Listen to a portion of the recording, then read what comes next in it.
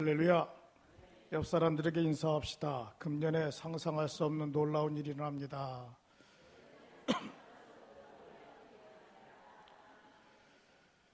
여러분들의 인생에 상상할 수 없는 놀라운 일이 일어나기를 주님의 이름으로 축복합니다.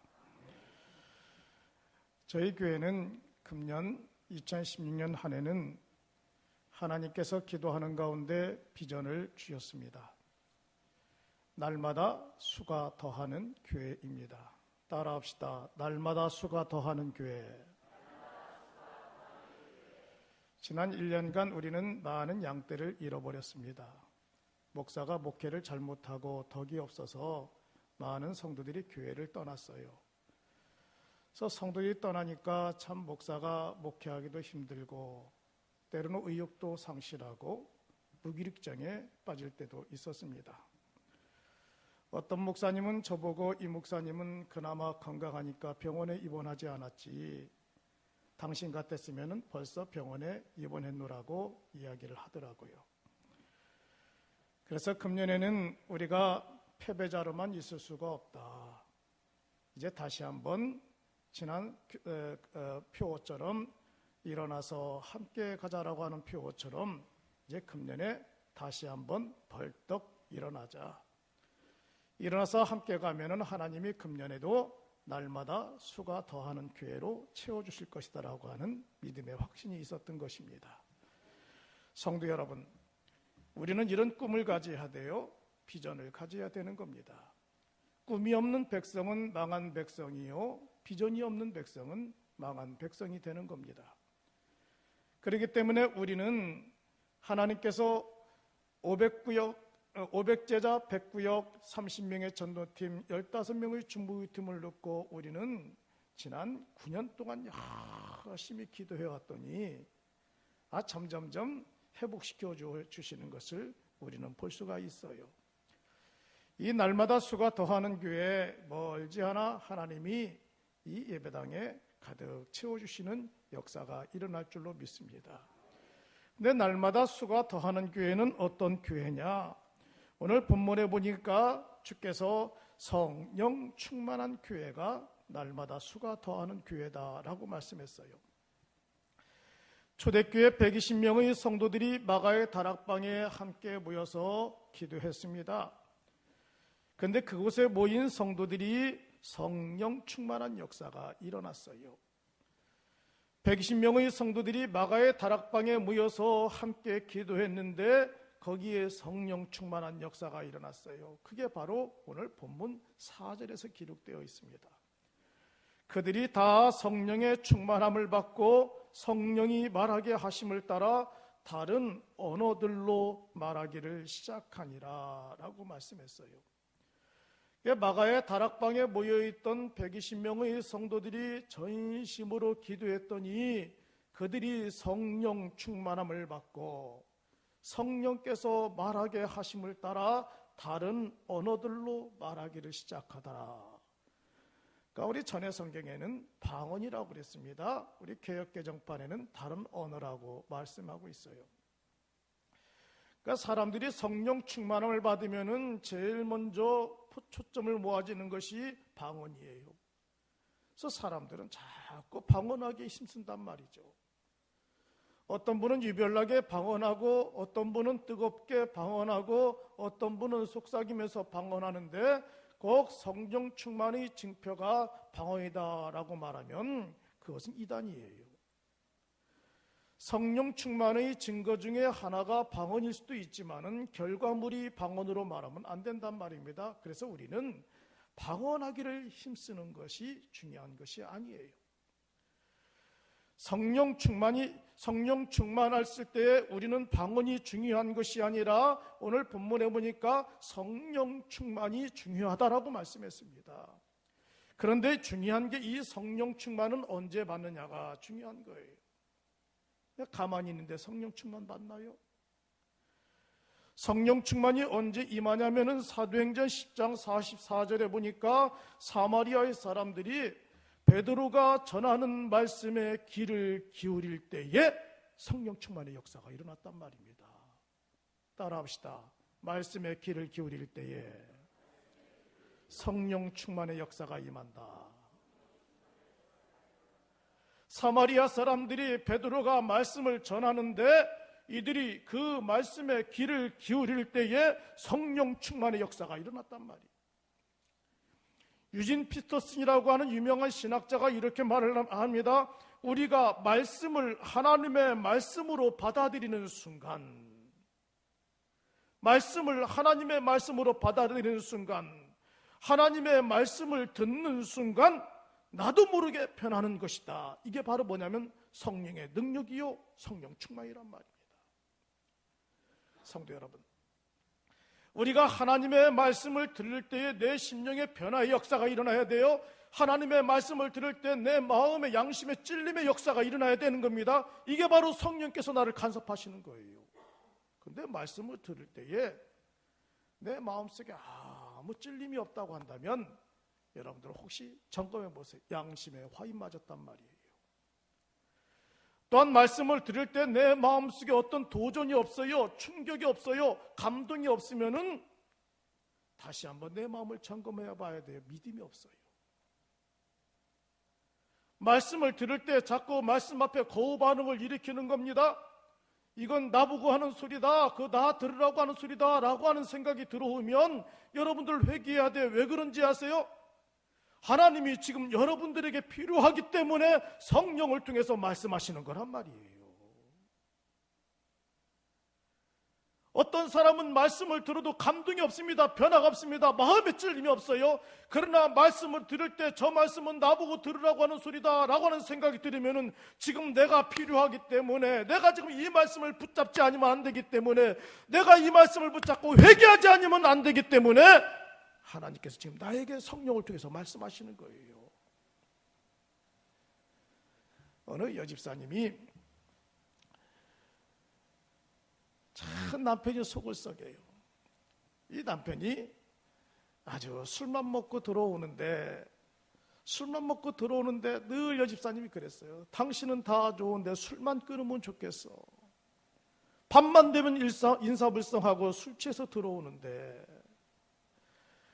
남편이 말을 안 들어요. 어느 날 이 집사님이 주일날 교회 가서 기도하면서 하나님, 내 남편 술 끊고 예수 믿게 해주세요 하고 기도하는데도 역사가 일어나지 않아요.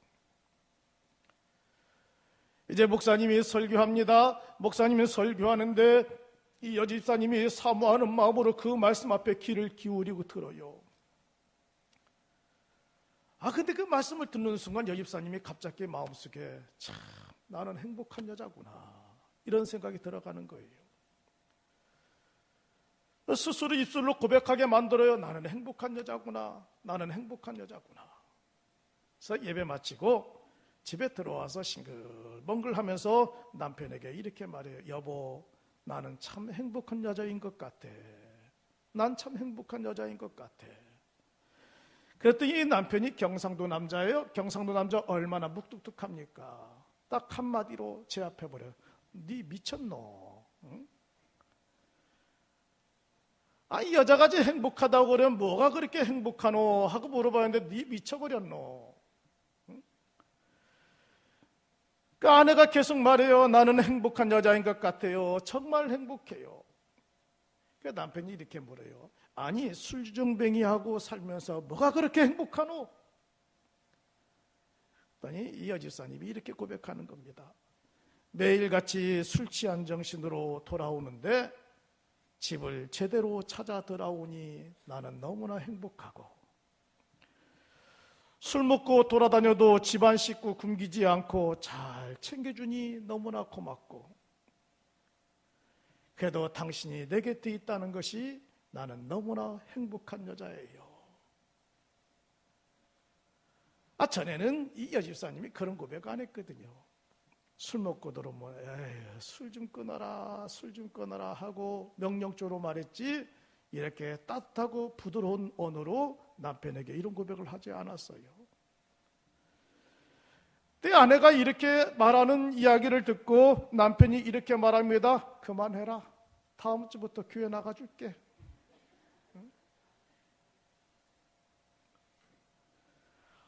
이 경상도 사나이들이요, 한번 마음 결정하면 또 의리가 있습니다. 딱 한마디로 끝나버려. 그만해라, 다음 주부터 교회 나가줄게. 다음 주부터 교회 나가줄게 하던 그 남편이 지금까지도 계속 교회 나와요. 응? 여러분, 이 부드러운 말, 부드러운 행동, 부드러운 언어 누가 시킨 겁니까? 성령께서 시키신 거란 말이에요. 언제 이 여집사님의 마음속에 행복한 마음이 들어가요? 하나님의 말씀을 들을 때에 성령께서 그에게 간섭하셨단 말입니다. 그에게 간섭하시니까 타이밍을 하나님이 맞추신 거예요. 남편에게 멋진 고백을 해라, 남편을 인정해라, 남편을 세워줘라 했더니 남편을 세워주고 인정해 주니까 남편이 하나님의 귀 앞에 나와서 귀한 일꾼으로 살아가는 역사가 일어나게 된 겁니다. 성도 여러분, 우리는 하나님의 말씀 앞에 귀를 기울여야 돼요. 하나님의 말씀을 들어야 되는 겁니다. 그런데 우리는 하나님의 말씀에 귀를 기울이지 아니하고 주변의 사람들에게 귀를 기울여요. 요즘 TV를 켜봐요. TV를 켜면 순 오락물이에요. 웃기고 억지로 웃기고 짜내고 순 오락물들이. 뉴스를 들어봐요. 뉴스를 들으면은 다 죽이고 사기치고 도망가고 분노하고 불지르고, 신문을 보면은 여당 야당이 맨날 싸웁니다. 물고 물어뜯고. 세상에 귀를 기울이면은 우리의 귓가에 들려오는 소리들은 다 잘못된 소리만 들려와요. 억울한 소리, 속상한 소리, 때려 부시는 소리, 죽이는 소리, 잘못된 소리들만 우리에게 들려옵니다. 또 주변의 사람들과 한번 얘기 나눠보세요. 이야기 나눠보면 그들의 입에서는 긍정의 소리가 나오지 않아요. 늘 불평하는 소리, 비판하는 소리, 자기의 의의를 드러내는 소리. 요즘 교인들이요, 얼마나 똑똑한지요. 자기 잘났어요. 똑똑한 소리. 너무나 똑똑해. 그런데 문제는 그 너무나 똑똑한 것이 하나님을 기쁘게 하면 좋겠습니다마는 교만해져 버리더라고요. 저는 목회하면서 수만 명의 성도들을 곁에서 경험했어요. 결국은 자기의 의의를 자랑하고 자기 똑똑한 맛에 살아간 사람들 교만해서 다 인생을 곤고하게 살아가는 것을 저는 곁에서 똑똑히 목격하고 있어요. 저는 두려워하지 않아요. 왜? 하나님이 다 간섭하시니까. 그런데 여러분, 성령 충만해 보세요. 성령 충만하면 우리의 생각이 좋은 생각을 많이 갖습니다. 긍정의 생각을 가져요. 소망의 생각을 가져요. 행복의 생각을 갖는단 말이에요. 그러니까 우리가 성령 충만하려면 하나님의 말씀 앞에 귀를 기울여야 되는 겁니다. 하나님의 음성을 들어야 되는 거예요. 하나님의 음성에 귀를 기울이면 내가 부족해도 하나님이 더 좋은 것으로 채워주시고, 하나님의 음성에 귀를 기울이면 내 심령이 각박해도 하나님의 은혜로 가득 채워주시는 역사가 일어나는 거예요. 그러니까 하나님의 음성에 귀를 기울이면 성령께서 나를 간섭하시고 주장해 주셔서 나를 충만케 하는 역사가 일어나는 겁니다. 내가 성령 충만하면 하나님의 교회가 어떤 교회가 되는지 아세요? 날마다 수가 더해가는 교회가 되는 거예요. 한 명이 앉아도 100명으로 보이는 거예요. 성령 충만한 사람은 10명이 앉아있으면 뭐라고 말합니까? 성령 충만하지 않는 사람은 10명이 앉아있으면 아이고, 그 교회 갔더니 파리가 날려. 그 교회 조금 있으면 십자가 내릴 거야. 교회 문 닫을 거야. 근데 성령 충만한 사람은 어떻게 하냐? 10명이 앉아있어도 그 교회가 1000명이 앉아있다고 합니다. 그게 영적으로 살아있다고 합니다. 하나님이 함께 하신다고 말씀하셔요. 성령 충만한 사람은 생각이 달라요. 바라보는 게 달라요. 성도 여러분, 금년에 성령 충만한 역사가 일어나기를 원합니다. 성령 충만하여 여러분들의 보는 것이 다 소망적이고 희망적이고 행복이 넘치는 역사가 일어나기를 원해요. 두 번째로는 성령 충만한 사람. 날마다 수가 더하는 교회는 어떤 교회냐? 사도들의 가르침에 순종하는 교회입니다. 따라합시다. 사도들이 가르침에 순종하는 교회. 42절에 이렇게 말씀하고 있어요. 함께 읽어볼까요? 시작. 그들이 사도의 가르침을 받아 서로 교제하고 떡을 떼며 오로지 기도하기를 힘쓰니라. 초대교회는 한 가지만 하지 않았어요. 초대교회 성도들은 교제에만 집중력하지 않았습니다. 성경 공부에만 집중하지 않았어요. 오늘 본문 서두에 뭐라고 그랬어요? 사도의 가르침을 받아. 사도의 가르침을 받았다고 그랬어요. 교회에 중요한 게 어디에 있느냐? 사도의 가르침을 받아야 돼요. 이 사도가 누구입니까?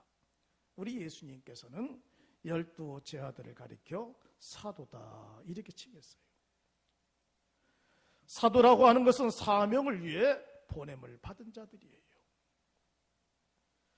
평신도들 가운데는 여러분들이 사도이지만 교회 가운데는 하나님이 이 담임 목사를, 주의 종들을 사도로 세우셨단 말이에요. 그러니까 담임 목사를 사도로 세웠으면 여러분들은 누구의 가르침을 받아야 되는 겁니까? 사도의 가르침을 받아야 되는 거예요. 사도의 가르침을 받지 아니하고 다른 사람의 귀를 기울이고 다른 사람의 가르침을 받고 다른 사람의 지도를 받으면 그것이 필경 바른 것 같지만 사망에 이르는 길이에요.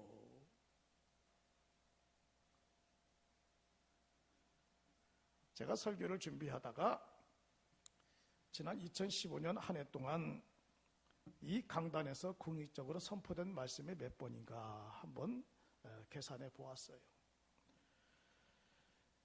공식적인 새벽 기도만 제가 312번을 인도했습니다.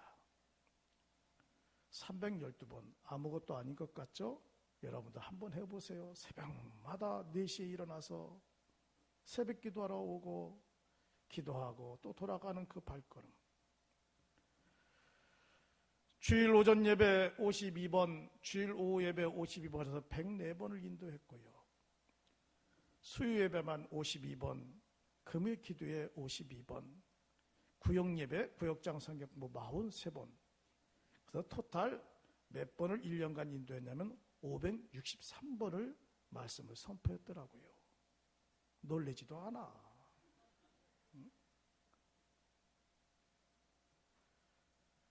대학 교수들과 목사하고 차이점은 뭔지 아세요? 제가 대학에 다녔기 때문이니까 대학 교수들은 강의 하나만 딱 준비하면 그 강의 안 가지고 10년간을 울겨 먹더라고요. 10년간을 똑같은 강의야. 그 시험 잘 보려면 선배들한테 물어보면 돼요. 선배님, 그 교수님 중간고사, 기말고사 출제 문제가 뭐예요? 하고 물어보면 세상에 변한 게 없어. 10년간 똑같은 문제 나와. 근데 목사는 563번의 말씀을 전해 똑같은 말씀 전할 수가 없어요. 왜 그런지 아세요? 성도들이 워낙 똑똑하고 다 적어놨더라고요. 근데 놀라운 것은요, 제가 똑같은 말씀을 가지고 한번 2번, 3번씩 전한 적이 있는데도요, 성령의 능력이 나타나더라고요. 은혜 받더라고요, 성도들이. 563번을 이 강단에 선포했습니다. 여러분들에게 사도의 가르침을 줬어요. 그런데 어떤 사람은 사도의 가르침을 받고 아멘, 나멘 하며 변화되는 역사가 일어났어요. 충만했어요. 기쁨이 있어요. 소망이 있어요. 행복이 넘쳐요. 근데 어떤 사람은 사도의 말을 듣지 않아요. 담임 목사 말을 듣지도 않아요. 희한하게 친구 말을 더 많이 들어요. 문화교회 담임 목사 말을 듣지 않고 다른 교회 담임 목사 말을 더 많이 신뢰하더라고요. 그러면 그 교회 가면 될 거 아니야. 그 교회 가지 뭘 담임 목사 말을 듣지도 않으려면서 뭐들이 여기 있어. 잘못된 책들이 얼마나 많습니까? 서점가에 막 2단책, 3단의 책들이 막 나오는데 그 책을 보고 마치 거기에 진리인 것처럼 거기에 빠져 있어요. 요즘은 인터넷이 종합서점이에요. 인터넷 들어가면은 막 별의별 내용들이 다 있어요. 거기에 뒤져가지고 거기에 대한 이야기들에만 귀를 기울여요. 그러니까 어떤 일이 일어나요. 이 사람 저 사람 이야기, 종합적인 이야기들을 많이 듣다 보니까 머리만 커진 겁니다. 머리만 커졌지만은 그의 영혼에는 생명력이 없어요. 기쁨이 없어요. 왜 그런지 아세요? 사도의 가르침을 받지 않고 엉뚱한 곳에 귀를 기울이니까 내 영혼에, 내 인생에 혼란만 더해오는 겁니다. 성도 여러분, 복받는 원리가 어디에 있습니까? 교회 권위 앞에 세워주신 담임 목사님의 이 권위에 순종해야 돼요. 이 가르침을 받아야 되는 겁니다. 사도의 가르침을 받아야 여러분들의 영혼이 잘 되는 역사가 일어나는 거예요. 얼마 전에 누가 저한테 정보를 주더라고요. 목사님, 그분 다른 교회 간 걸로 알고 있죠? 다른 교회로 간 걸로 알고 있어. 알고 보니까요, 신천지에 가 있더라고요. 제가 이 강단에서 신천지가 얼마나 잘못된 곳이요, 영혼을 파먹는 곳이요, 가정을 팔아먹는, 가정을 망하게 하는 곳이요, 부부간에 이간질 시키는 곳이라고 수없이 얘기했건만 사도의 가르침에는 귀를 기울이지 않아요. 다른 사람 말에 귀를 기울이니까 신천지로 가버렸어요.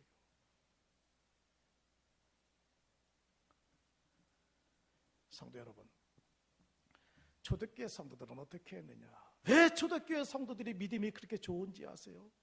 사도의 가르침을 받아 함께 성경 공부하고, 사도의 가르침을 받아 함께 교제하고, 사도의 가르침을 받아 함께 기도하고, 사도의 가르침을 받아 말씀을 듣고 아멘, 아멘은 역사가 일어났단 말입니다. 저희 교회는 저를 돕기 위해서 담임 목사를 세웠고, 또 우리 협동 목사이신 신만선 목사님을 세웠고, 우리 세 분의 전사, 성정욱 전사님, 권문숙 전사님, 이양자 전사님이 계세요. 이분들이 누구입니까? 하나님께서 교회를 세우기 위해서 세우신 사도들이란 말이에요. 이들의 가르침을 받아야 돼요. 어느 교회나 어떤 성도나 사도의 가르침을 받지 않고 사도의 말에 순종하지 않는 사람들, 복받는 사람 없어요. 여러분, 제가 목사이기 때문에 이렇게 말하는 것이 아니에요. 이게 성경입니다. 예수님께서 가르치는 원리예요. 이게 바로 복받는 비결이란 말이에요. 이렇게 말하니까 마음에 부담감만 가고 아멘 하는 사람 아무도 없어. 성도 여러분, 사도의 가르침을 받고 순종하는 교회가 어떤 교회냐? 날마다 수가 늘어나는 교회예요. 사도의 가르침을 받지 아니하고 엉뚱한 말에 귀를 기울이면 분란만 일어나는 겁니다. 무질서해집니다. 혼란해지는 거예요. 그러나 사도의 가르침을 받고 날마다 믿음 안에서 서로가 선한 싸움을 싸우면 날마다 수가 더해가는 역사가 일어날 줄로 믿습니다. 마지막으로는 날마다 수가 더해가는 교회는 어떤 교회냐? 성도 간의 교제가 있는 교회입니다. 따라합시다. 성도 간의 교제가 있는 교회. 성도 간의 교제가 있는 교회예요. 42절에 이렇게 말씀했습니다. 사도의 가르침을 받아 서로 교제하고 떡을 떼며 오로지 기도하기를 힘쓰니라. 이 본문은 다음 주에 하도록 한 달간 날마다 수가 더하는 교회 연재로 설교합니다. 사도의 가르침을 받아 뭐 했느냐? 서로 교제하고 떡을 뗐다는 거예요. 떡을 뗐다는 게 무슨 말이에요? 사실 당시 우리 예수님 당시 때는 함께 떡을 떼면서 교제했어요.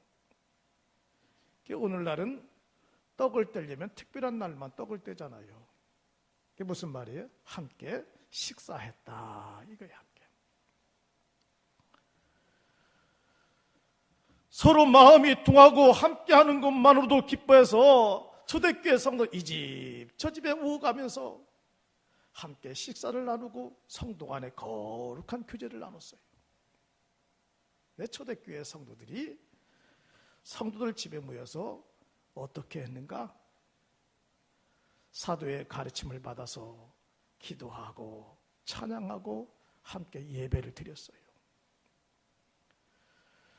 하나님의 말씀을 배우고 받은 바 은혜를 함께 나누었습니다. 또한 제일 중요한 게 있어요.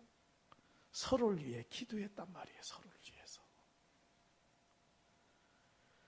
서로를 위해서 기도하는데 피상적인 문제를 놓고 기도하지 않았습니다. 이 구역 예배, 성도 간의 교제는 실제적인 문제를 놓고 기도했어요.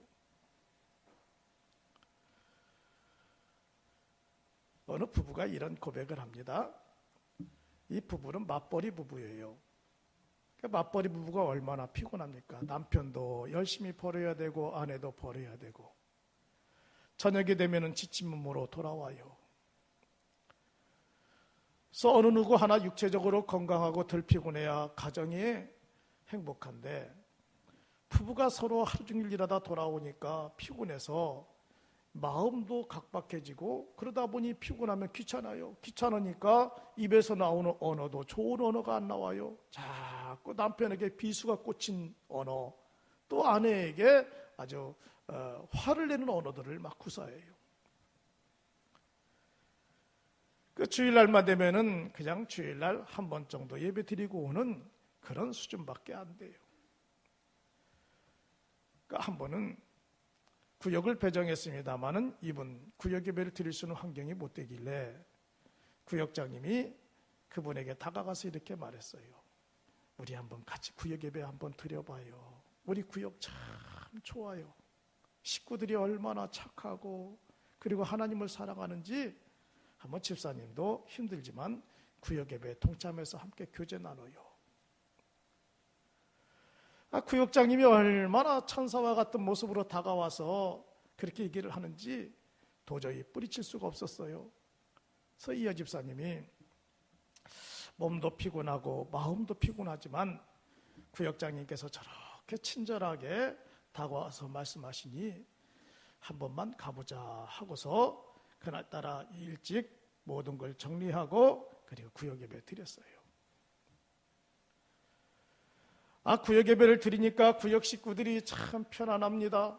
은혜가 있어요. 구역 예배를 한번 드리고 왔는데 그렇게 마음이 편안할 수가 없어요. 그 다음 주일 아니라 다를까 구역장님이 또 전화가 왔어요. 집사님, 오늘도 구역 예배가 있는데 오시면 얼마나 좋을까요? 근데 이상하게 그 구역장님의 콜링에 이 여집사님이 자꾸 마음이 끌려요. 그래서 그 다음 주도 구역 예배를 갔어요. 구역 예배를 갔는데 이제 구역장님이 이렇게 말합니다. 우리 오늘 이 시간 전심으로 기도합시다. 같이 기도 제목을 내놓고 이야기합시다. 한 사람 한 사람씩 기도 제목을 내놓는 거예요. 자기 차례가 됐어요. 근데 사실 예 집사님 마음속에 아픔이 있었거든요. 남편과 아내가 직장 다니다 보니까 딸 하나밖에 없는데 이 딸을 관리하지 못했어요.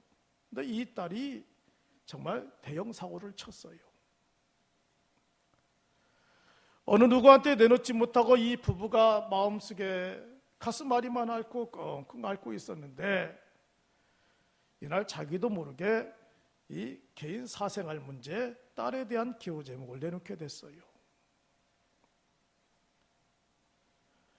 딸에 대한 기도 제목을 내놓았는데 우리 구역장님과 구역 식구들이 그 딸을 위해서 얼마나 기도하는지 기도 끝나고 나서 구역장님이 구역원들에게 이렇게 선포해요.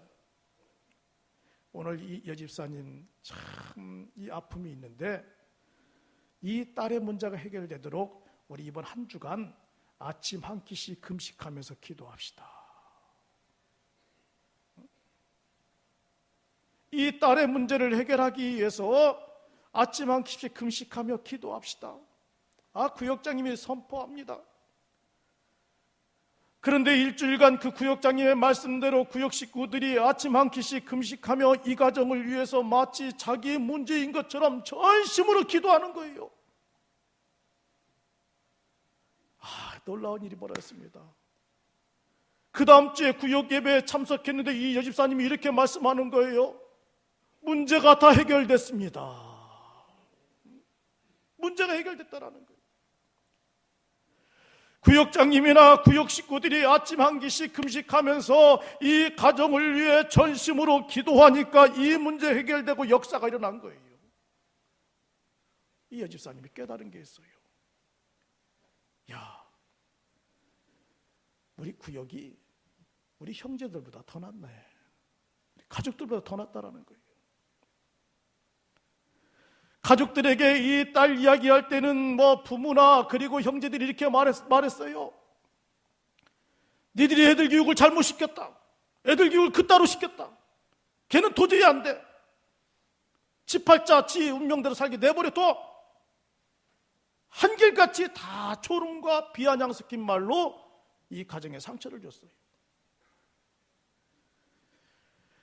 교회 성도들은 그렇게 말하지 않았습니다. 구역장님이 인도하에 이 가정의 문제 해결을 하도록 이번 한 주간 아침 한 끼 금식하며 기도합시다 하고 선포했고 기도했더니 그 문제가 해결되고 그 가정의 문제가 해결되는 역사가 일어나고 그 일 때문에 이 부부가 살아계신 하나님의 기적을 체험하게 된 거예요. 성도 여러분, 교제가 참 중요한 것입니다. 나홀로 믿음 생활할 수가 있지만 나홀로 믿음 생활하다가는 너무나 외롭고 잘못하면 이탈하기 쉽고 마귀가 우는 사자와 같이 달려들어서 우리를 물어뜯을 수가 있어요. 그러나 함께 구역을 통해서 교제 나눕니다. 성도 간의 교제가 있습니다. 곁에서 나를 따뜻하게 멘토해주는 성도가 있단 말이에요. 우리 교회도 보니까 멘토자들이 있더라고요. 한두 명씩. 제가 다 알아요. 누가 누구 멘토구나 알고 있어요. 멘토자가 곁에 있다 보니까 이탈할 수가 없습니다. 마귀가 덤벼들 수가 없어요. 함께 기도해 주는 겁니다. 함께 기도해 주니까 그 구역이 평안한 가운데 든든히 서가는 역사가 일어나는 거예요. 성도 여러분, 우리 문화교회가 금년에 날마다 수가 더해가는 교회입니다. 오늘 첫 주에 설교 말씀, 성령 충만하자. 성령 충만하자. 사도의 가르침을 받자. 거룩한 교제를 나누자. 거룩한 교제, 이 코이누니아. 이게 있어야 금년에 여러분들의 가정도 사업도 교회도 날마다 수가 더해가는 역사가 일어나는 거예요. 이 수가 뭐예요? 부흥하는 역사가 일어난다. 사업도 부흥하고 가정도 부흥하고 교회도 부흥하는 역사가 일어나는 거예요. 이 은혜가 함께하기를 주의 이름으로 축복합니다.